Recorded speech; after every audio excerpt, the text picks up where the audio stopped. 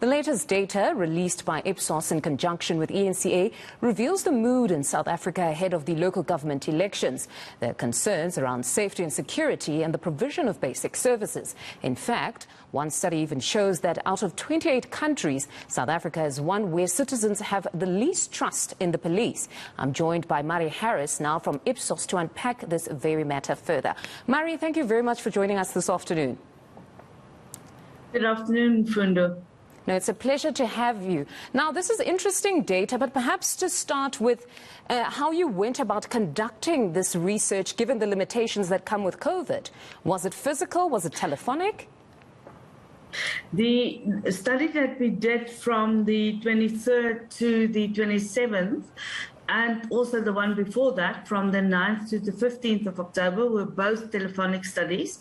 But about 96% of South Africans have access to mobile phones.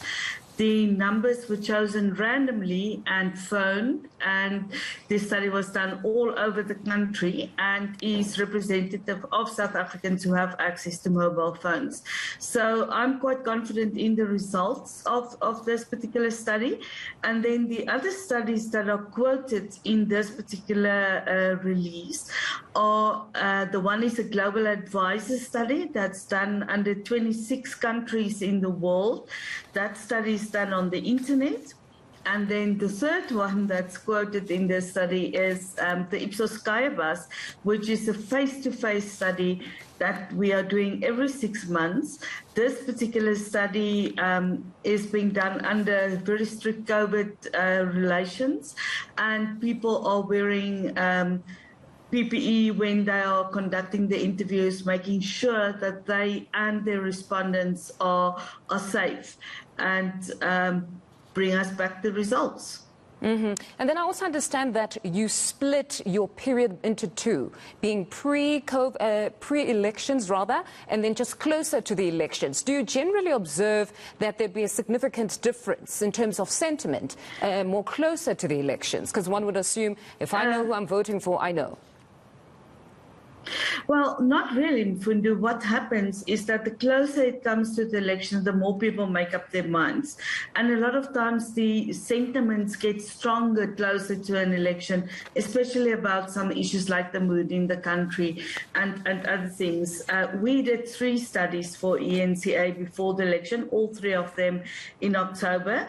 The first and the third one were the countrywide studies, and the one done in the middle was a face-to-face study that we did in the 3 most contested metropolitan areas of Tshwane, of Nelson Mandela Bay, and of Johannesburg. So in this particular release, we're not looking at those 3 areas, but the releases yesterday and on Thursday looked at those 3 areas and the results from those 3 contested metros.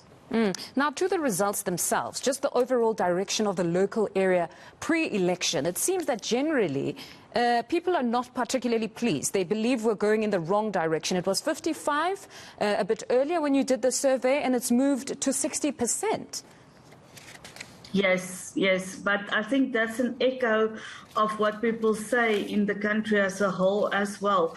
In fact, I think people all over the country in a few months ago were even more clear about this, where only 15% said that the country was going in the right direction.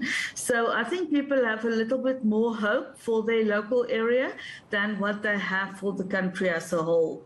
Looks like that. And then in terms of satisfaction with life in that area, I see there those that said it stayed the same are a significantly larger amount of people, and one would have assumed with the pandemic our lives have changed quite drastically.